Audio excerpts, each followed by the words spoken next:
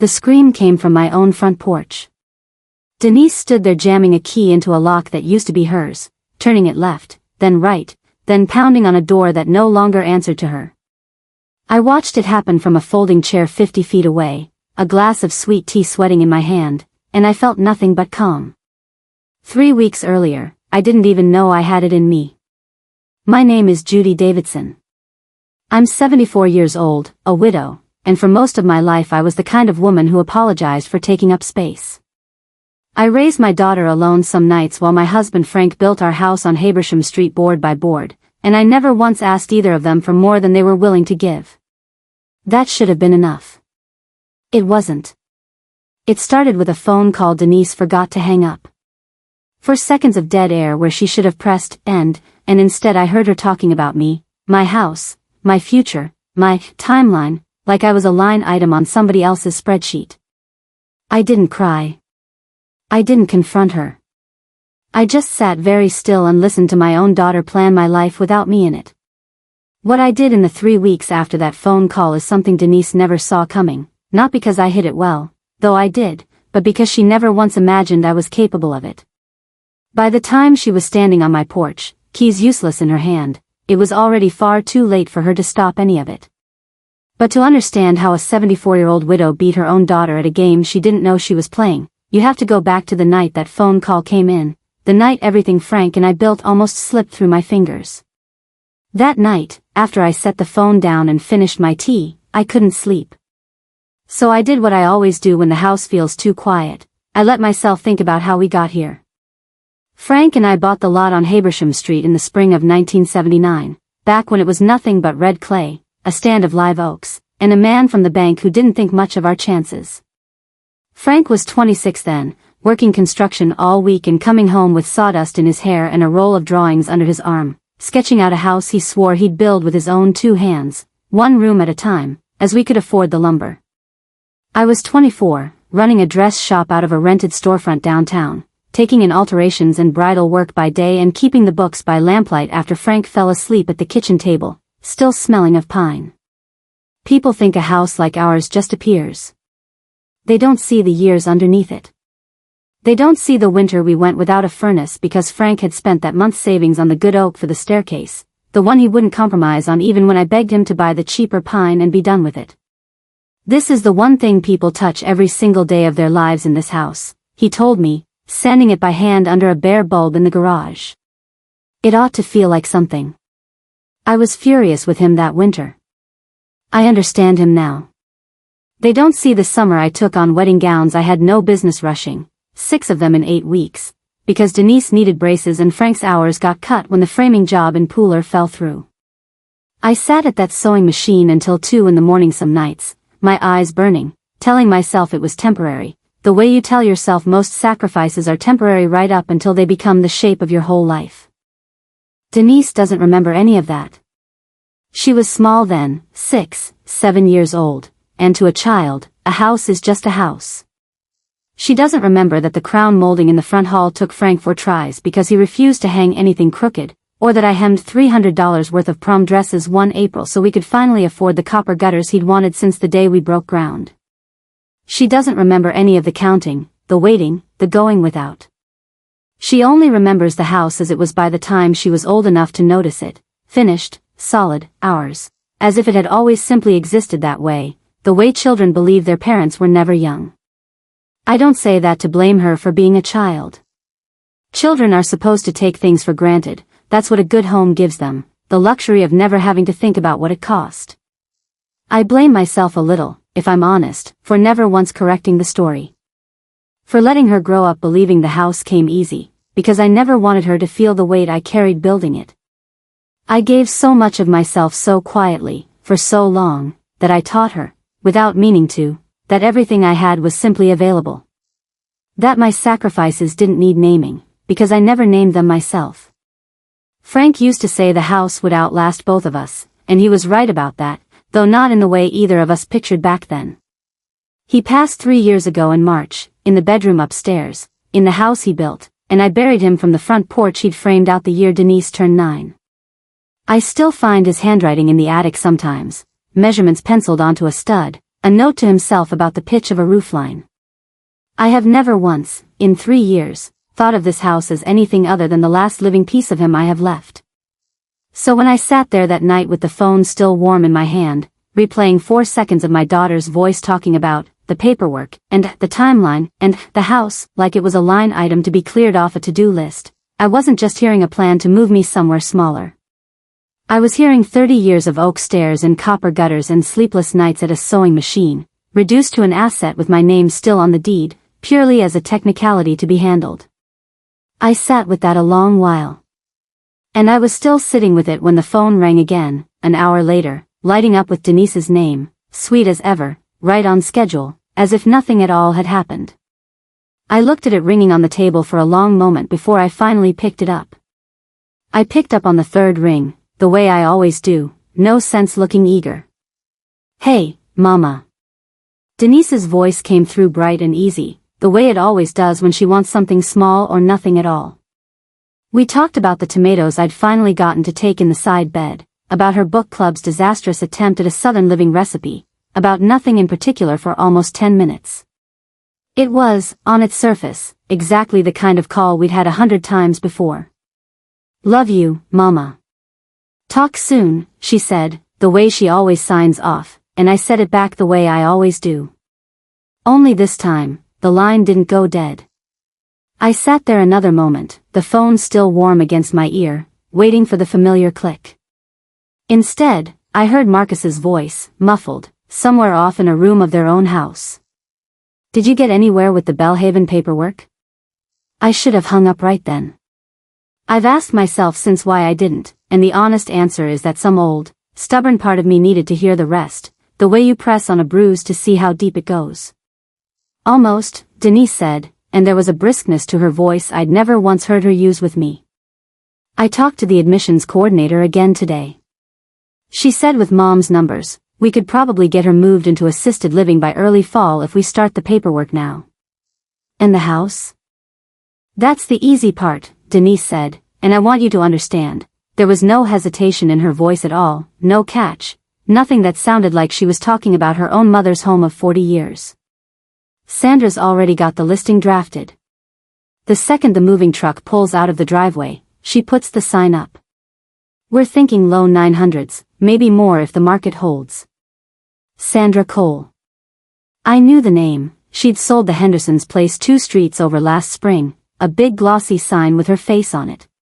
My daughter had a realtor. My daughter had a listing drafted for a house that still had my husband's tools in the garage, that still had his handwriting penciled onto a stud in the attic, and she had never once mentioned any of it to me. "What about Mom's numbers, though?" Marcus said. "Is that going to be enough to move fast, or do we need something more?" And here is the part I've turned over in my mind more than any other since that night. Denise didn't hesitate. She said, "It doesn't have to be dramatic. We just need one solid incident on record, something a doctor will sign off on." She forgot Aunt Vivian's name at Thanksgiving, that's already something. If she has one more slip like that, even a small one, we document it and we're set. It's not really about whether she's fine most days. It's about timing. It's about timing. Not about whether it was true. Not about whether I was, in fact, forgetting names or leaving stoves on or losing my way home from the grocery store, none of which I have ever done in my life. It was about which version of me could be made to hold up long enough on paper to get a signature. My daughter was not describing her mother's decline. She was describing a strategy. Marcus said something then about the Boulder house. No, not Boulder. I'm getting ahead of myself. It was the addition they wanted on their own place near Charlotte, the one they'd been dreaming about since Marcus's promotion fell through last year and the money got tight. Denise told him not to worry, that the sale would cover it twice over, that Sandra thought the market alone could clear enough for the renovation and then some left to spare. They were spending my house before it was ever theirs to spend. I don't remember exactly how much longer the line stayed open. Long enough. Long enough for me to hear my daughter's voice go on, light and untroubled, planning the exact week she'd have movers at my door, while I sat 40 miles away with a fork still resting in a plate of cooling green beans. When I finally set the phone down that first time, my hands were steady. That surprised me most of all. I expected to be shaking. Instead I felt something settle into place inside me, quiet and cold and entirely new, the way a foundation sets once the concrete finally cures, and you realize the ground under you isn't going anywhere after all. I thought about calling her back. Asking her outright. Giving her the chance to explain herself, the way I'd given her every chance at everything, her whole life. I didn't. Instead, I sat in Frank's kitchen a long while, and I started, very quietly, to think about what I was going to need, a lawyer, first. Someone who could tell me, in plain terms, exactly whose name was on that deed. I didn't sleep well that night, but I woke up with a clear head, which felt like its own small miracle. By 8 the next morning I had showered, dressed properly, none of my gardening clothes, this was not a day for gardening clothes, and driven myself downtown to the little brick office on Bull Street where a woman named Louise Okafor had handled odds and ends for Frank and me over the years. A property line dispute with the Hendersons back in the 90s. A dog bite claim nobody remembers now but her. She'd known Frank a little, respected him a great deal, and she still kept her office the same unfussy way he would have liked, good bones, nothing extra. I didn't tell her why I'd come, not at first. I just asked her, as plainly as I could manage, to pull whatever she had on file regarding the house on Habersham Street, and to tell me, in language I couldn't misunderstand, exactly whose name was on it. She didn't ask why. Louise has never been a woman who needs to ask why before she does her job well. She had her paralegal pull the file while she poured us both coffee, and when she sat back down across from me with the folder open, she looked at it for a long moment before she looked at me. "Judy," she said, "this house has been in your name and your name alone since March of 2003. I remember blinking at that. I thought it was both of ours. Mine and Frank's. It was, she said, until Frank restructured things after his first heart scare. You remember that spring, the scare with his chest, before the real one years later.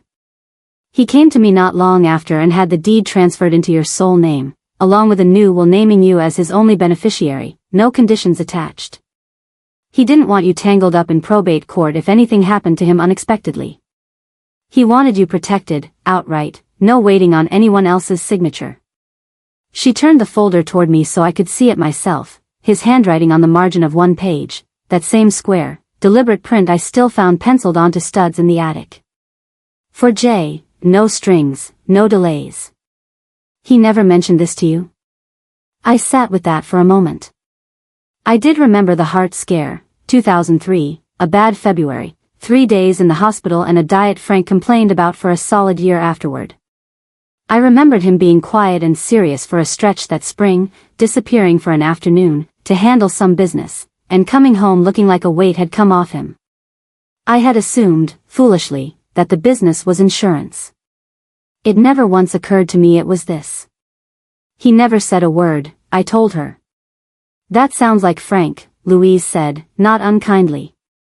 I asked her the question I'd actually driven downtown to ask, the one I'd been circling since the night before. So if my daughter believes this house is coming to her, if she's been telling people it's practically hers already, is there anything to that? Any claim at all? Louise closed the folder gently. None, she said. Not legally, not in any way a court would recognize. There's no joint ownership, no life estate carved out for her, no clause in Frank's will that gives her so much as a say in when or whether you sell. This house is yours, Judy. Completely, and without condition. Denise has no more legal claim to it than a neighbor does. She paused, watching me carefully. Can I ask what's brought this on? So I told her.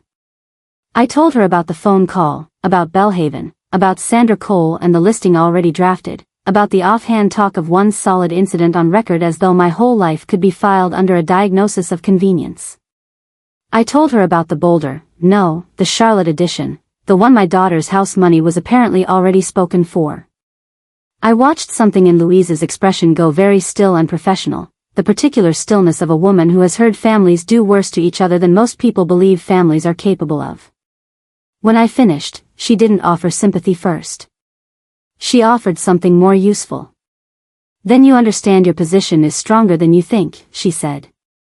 You are under no legal or moral obligation to wait for anyone's permission to sell your own home, Judie. Not your daughter's, not a doctor's, not anyone's.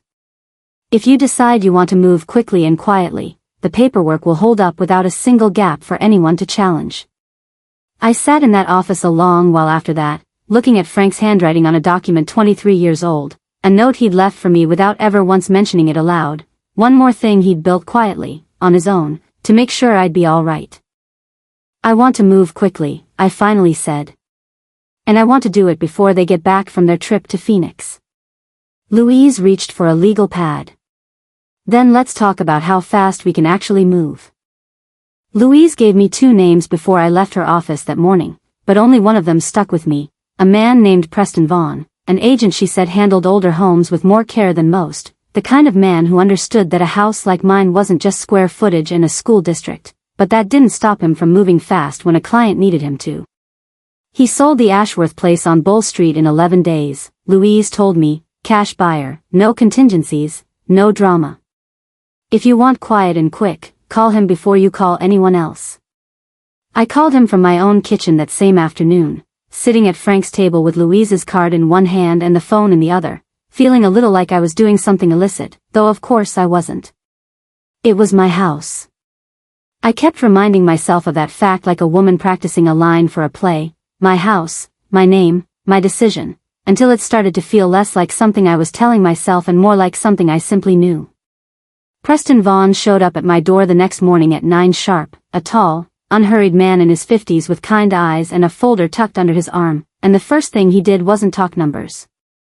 He walked the porch Frank had framed out the year Denise turned 9, ran his hand along the railing, and said, "Somebody who knew what they were doing built this." "My husband," I told him. "Every board of it." He nodded slowly, the way a man nods when he understands he's not just looking at a listing.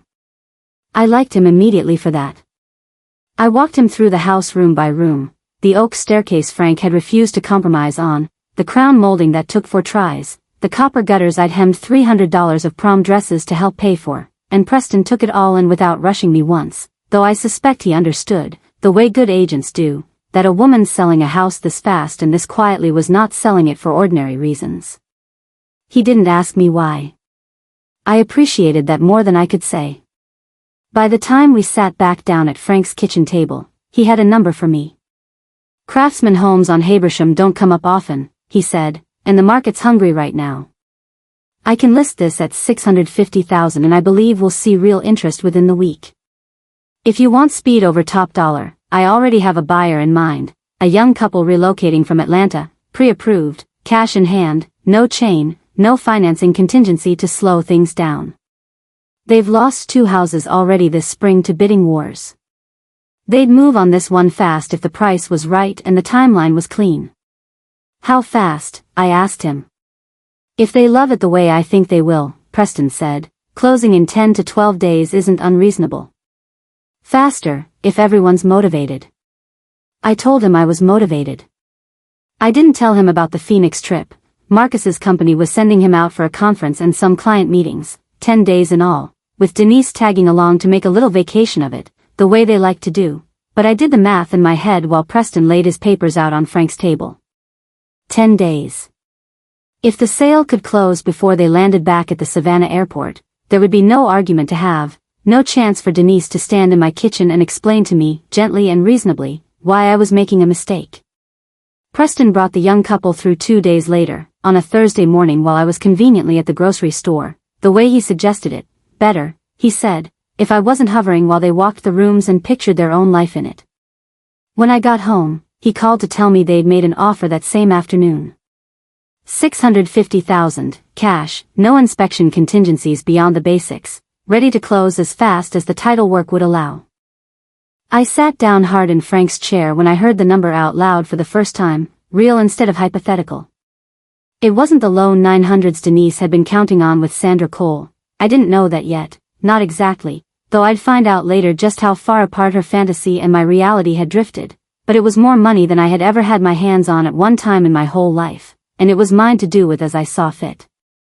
"I want to move on this," I told Preston. "As fast as it can legally go." "Then let's get you to the title company," he said. I'll have paperwork over to your attorney by tomorrow morning.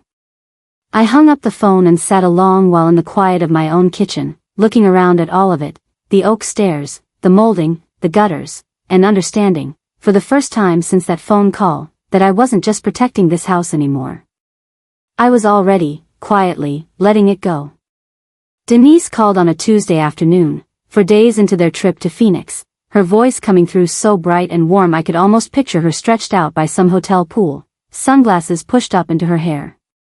"Mama, I've got wonderful news," she said, and I sat very still at Frank's kitchen table, a stack of closing documents from Preston's office spread out in front of me, a pen already uncapped in my hand. "I found the most beautiful community. Belhaven." I know, it sounds like an old folks' home, but Mama, it isn't. It's got a garden courtyard, a little bistro, they do watercolor classes on Tuesdays. I really think you'd love it there. "That sounds lovely, sweetheart," I told her, and I meant it to sound exactly the way it did, pleased, a little touched, the voice of a mother grateful her daughter was thinking of her. I have sewn enough seams in my life to know that the best stitching is the kind nobody notices at all.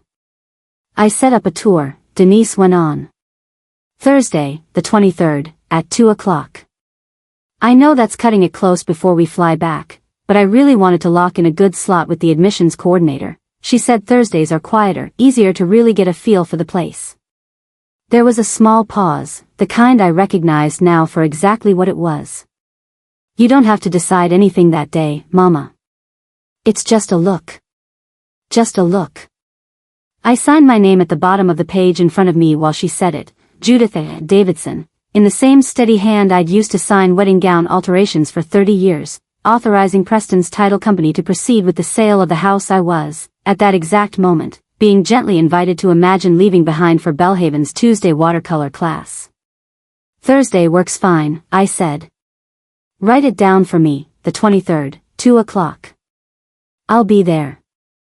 "I'm so glad," Denise said, and I could hear real relief in her voice, the relief of a woman who believed a difficult conversation had gone easier than expected. "I really think once you see it, Mama, you'll understand this is the right thing. For everybody. For everybody." I let that sit in the air a moment before I answered her. "I trust you, sweetheart," I said, and it wasn't even entirely a lie.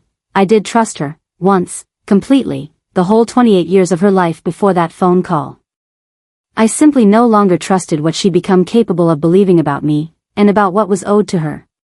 We talked another few minutes, about the weather in Phoenix, about a restaurant she and Marcus had tried the night before, about nothing at all, and the entire time, Preston's closing document sat in front of me, 3 more signature lines waiting, the ink from my own pen still drying on the last one.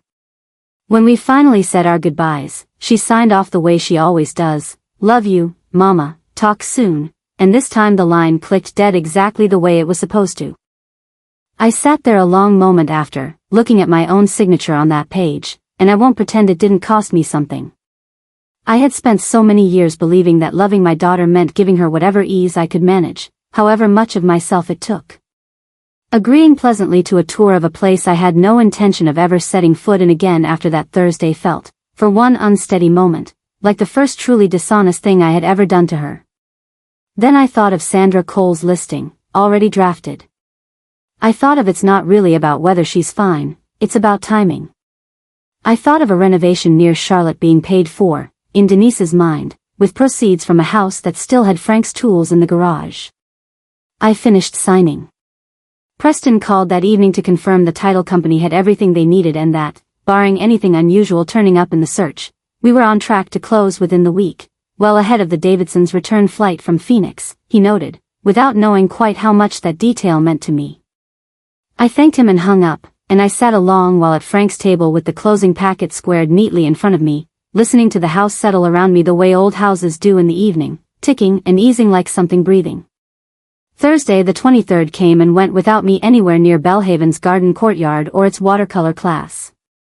By then, I had somewhere else entirely to be, a title company office downtown, a notary waiting, and a stack of papers that would finally, quietly, make the last 4 days of playing along worth every uncomfortable minute of it.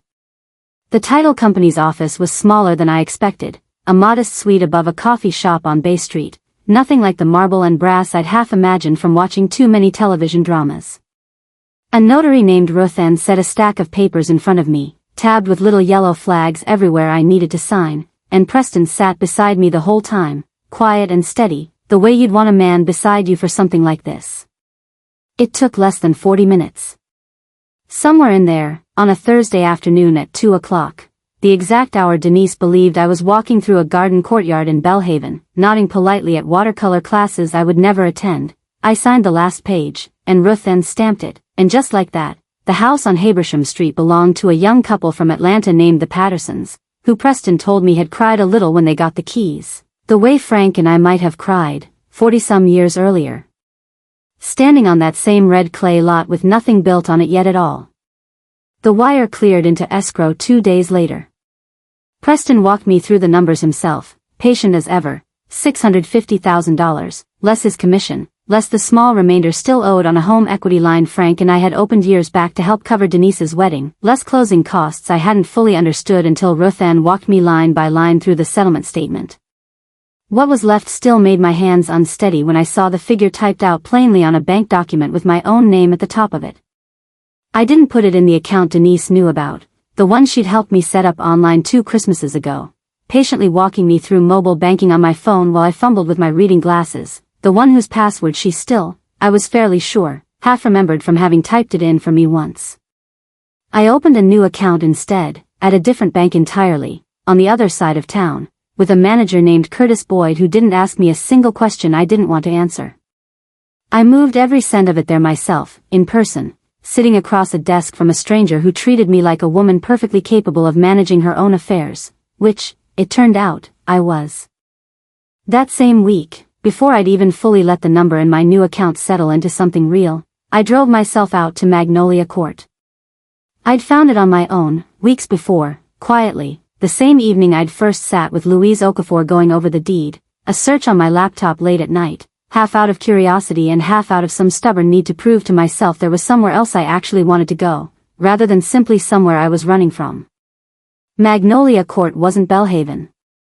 There was no admissions coordinator asking pointed questions about names I might have forgotten at Thanksgiving. There was a leasing director named Priya who showed me a bright one-bedroom on the ground floor with a little patch of dirt just outside the sliding door. For whoever wants to garden, she told me, we had a woman grow the most beautiful zinnias out there last summer, and a community room with sewing machines set up along one wall for a quilting circle that met on Mondays. I signed a year's lease that same afternoon, my own hand steady on the pen, no one standing over my shoulder telling me it was the right thing for everybody. Just me, deciding, for the first time in longer than I could honestly say, exactly where I wanted to spend my mornings. Priya asked when I'd like to move in. I told her as soon as possible. We can have the unit ready by Monday, she said. I thought of Denise and Marcus somewhere over Texas by then, or maybe already landed, their flight from Phoenix due in that Sunday evening, still believing, as far as I knew, that their mother's biggest decision that week had been whether to try the tilapia or the chicken at Belhaven's Little Bistro during her tour. They had no idea the wire had already cleared. They had no idea there was an account now that Denise couldn't check the balance on from her phone, the way she'd once shown me how to check mine. They had no idea that 400 yards from the house Frank built, in a bright little apartment with a patch of dirt out back meant for zinnias, a life was already quietly being arranged for me, not around their timeline, not around Sandra Cole's listing, but around whatever I decided I wanted next. I drove home from Magnolia Court that evening with the windows down, the warm Savannah air moving through the car, and for the first time since that phone call, I found myself smiling without meaning to. Preston had told me I had until the following Friday before the Pattersons wanted to move their own things in, which gave me 9 days to decide, out of 40-some years of a life built inside those walls, what actually belonged to me when I walked out the door for the last time. It turned out to be a shorter list than I expected. I started in the garage, because I knew if I didn't do it first, I'd talk myself out of it entirely. Frank's tools hung along the pegboard wall exactly where he'd left them, the hand planes worn smooth in the grip from decades of use, the old brace and bit his own father had given him, the level he'd used to hang every door in that house, still true after all these years. I wrapped each one in a dish towel before I set it in a box, the way you'd wrap something breathing rather than something made of wood and steel, and I understood, doing it, that I wasn't packing tools. I was packing the only conversation I still got to have with my husband. The wedding album came next, off the shelf in the front hall where it had sat, largely unopened, for longer than I cared to admit. I sat on the floor with it a while before I boxed it, Frank in a rented tuxedo 2 sizes too big in the shoulders, me in a dress my own mother had helped me let out at the waist a week before the ceremony because I'd been too nervous to eat properly that whole final month. We looked impossibly young in those photographs. We looked like two people who had no idea yet what they were about to build, together, out of nothing but red clay and stubbornness. My wedding dress came down from the top of the closet in its same cardboard box, yellowed a little at the corners now, tissue paper gone soft and thin with age. I hadn't opened that box in years, not since Denise, as a girl of maybe 10 or 11, had once asked to see it and I'd let her try the veil on in front of my bedroom mirror, giggling, tripping over the hem, asking if she could wear it herself one day.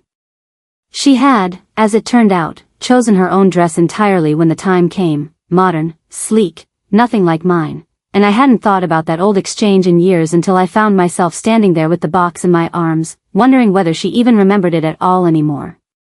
I packed the photograph of Frank and me on the porch the year we finished the house, the one where he's got sawdust still in his hair and I'm laughing at something just out of frame. I packed his reading glasses, which I have no earthly use for and could not bring myself to leave behind regardless. I packed one small wooden box he'd carved for me our first Christmas as a married couple, back before either of us had 2 nickels to rub together, back when a handmade box was the only kind of gift he could afford and somehow the only kind I ever wanted after that. Everything else, I left. I left the dining room table, too large for anywhere I was going now and too full of Thanksgivings I didn't especially want to keep reliving in a smaller room. I left the good china, the set Frank's mother had given us, because Denise had always admired it more than I had and some old, soft part of me hoped she might ask for it someday, once whatever was broken between us had a chance to mend, if it ever did. I left the curtains, the ones Denise had apparently already been planning to replace before she'd even set foot back in the country. I left the porch swing Frank had hung the summer Denise turned 9, because some things, I decided, belonged to the house itself rather than to me, and taking them would have felt like stealing from whoever loved that porch next. By the time I finished, the boxes fit easily into the back of Preston's assistant's van and the trunk of my own car, 6 boxes, in total, for 47 years of a life. I stood in the empty garage a long while before I locked it up that last time, looking at the pale rectangles on the pegboard where Frank's tools had hung for so long the wood beneath them had never faded the way the rest had. I thought about leaving a note for the Pattersons, welcoming them, wishing them well in the house Frank had built. In the end I did, a short one, taped to the inside of a kitchen cabinet where I knew they'd find it eventually, telling them only that a happy marriage had been built inside these walls, and that I hoped theirs would be too. The note I left for Denise was a different matter entirely, and it would take me 2 more days to get the words exactly right. The locksmith Preston recommended, a heavy-set, unhurried man named Gary who'd been rekeying Savannah's old houses for 30 years, came out to Habersham Street the Friday morning after closing, standard practice, Preston told me, whenever a house changes hands. New owners rekey. It's simply what's done, so quietly ordinary a thing that nobody blinks twice at a locksmith's van parked in a driveway during a closing week. What wasn't ordinary was the small favor I'd asked of the Pattersons themselves. I'd called them directly, 2 days after closing, something Preston said wasn't strictly necessary but which felt necessary to me. I told them I had a family matter I needed to close out gently before they moved their things in, nothing that would inconvenience them, I promised, just one more short visit to the house before it became fully theirs in practice as well as on paper. I didn't tell them the whole of it. I only said there was someone in my family who needed to understand, in their own time and their own way, that this chapter of things had ended, and that I wanted to handle it with as much grace as I could manage. Mrs. Patterson, Ashley, she'd told me to call her, had gone quiet on the phone a moment, and then said simply, "Of course, Mrs. Davidson. Take whatever time you need before Friday. We're in no rush." I liked her for that. I liked, too, that she never once asked me to explain further. So Gary rekeyed the front door, the back door off the kitchen, and the side door by the garage on that Friday morning, and by noon, every key that had ever opened that house before, mine, Frank's, and the spare Denise had carried on her keyring since she was 17 years old, had become nothing more than a piece of metal with nowhere left to go. The camera was Preston's idea, in a roundabout way. I'd mentioned to him, almost offhand, that I wished I could know how Denise reacted when she finally understood what had happened, and he'd mentioned, just as offhand, that his nephew did security installations and could set something small and battery-powered above the porch light in an afternoon, nothing larger than a deck of cards, angled to catch the whole of the front door and steps.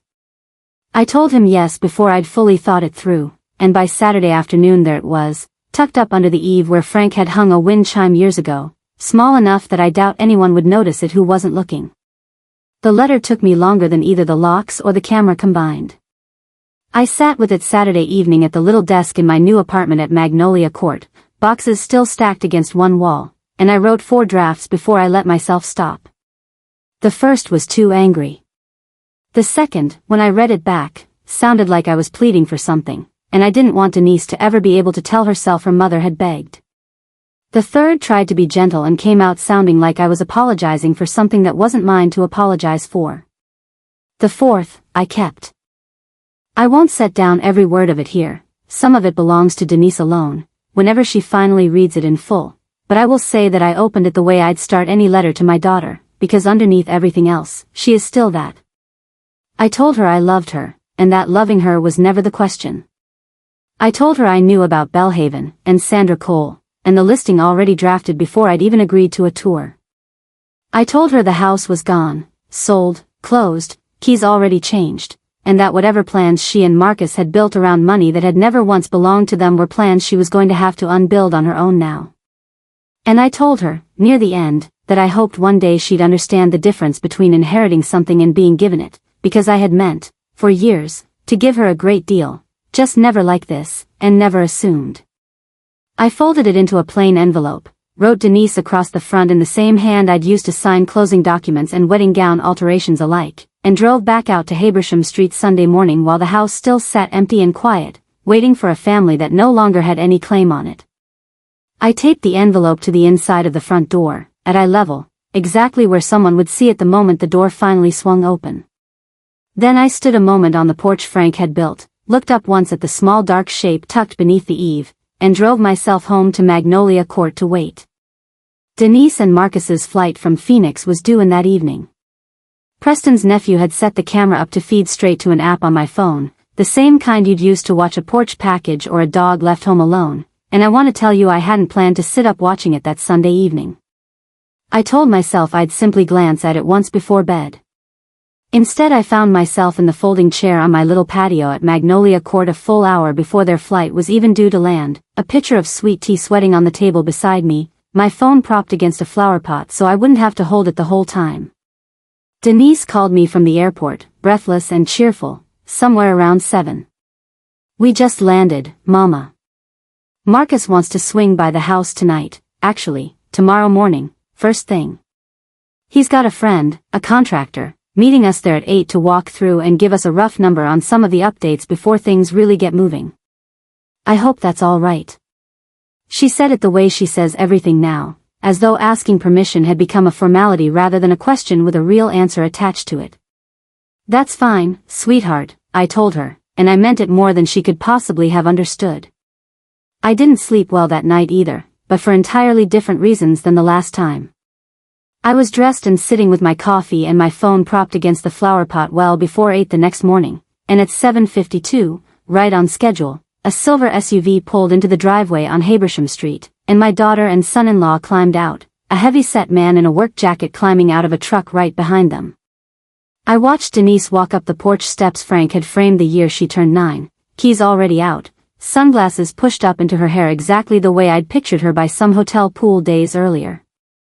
She slid her key into the lock, easy and confident, a woman who had walked through that door 1,000 times in her life. It didn't turn. She tried again, I could see it plainly on the little screen, her jiggling the key, frowning, trying it upside down the way you do when you're certain the fault must be yours. Marcus came up behind her and tried his own key with the same result. I watched them exchange a look I hadn't seen on either of their faces before, something between confusion and the first thin edge of alarm. That was when Denise turned and saw the sign. Preston had told me his office would post it the Monday after closing, standard practice for any sale that goes through the MLS, cash buyer or not. A simple writer that read sold stapled crosswise over the for sale sign that must have gone up sometime that week without my ever noticing it myself, tucked as it was near the mailbox at the edge of the yard. I watched my daughter walk toward it slowly, the way you walk towards something you're hoping, right up until the last step, will turn out to say something other than what it plainly says. She read it twice. I could see that much even through the small, slightly grainy picture on my phone. Then she turned back toward the house with an expression I will confess I had wondered about for weeks, whether I would feel triumphant when I finally saw it, or something closer to sorrow. It turned out to be neither, exactly. It was simply the particular stillness of watching a door close that you built with your own hands. The contractor, to his credit, seemed to understand something was badly wrong and made himself scarce, murmuring something about calling later, backing his truck out while Denise pulled out her own phone with hands that weren't quite steady, calling, I found out afterward, Sandra Cole first, then Preston's office once Sandra had nothing useful to tell her, and finally, though she must have already suspected the answer, me. I let it ring twice before I answered. Mama, what happened to the house? Her voice had none of its usual brightness left in it. There's a sold sign in the yard. Our keys don't work. What is going on? There's a letter taped inside the front door, I told her, gently as I could manage. I think you should read it before we talk any further. She must have found it not long after we hung up, because the little camera caught the rest of it plainly enough. Marcus prying at a window latch around the side of the house when nothing else would give, the two of them finally getting through into the front hall, Denise pulling the envelope down from the door with hands that were shaking now in earnest. I watched her read it standing right there in the entryway, Marcus reading over her shoulder, and I watched both their faces change as they got further down the page, past the part where I told her I loved her, past the part where I told her I knew about Belhaven and Sandra Cole, down to the part where I told her the house was gone and the money that had never belonged to her wasn't coming.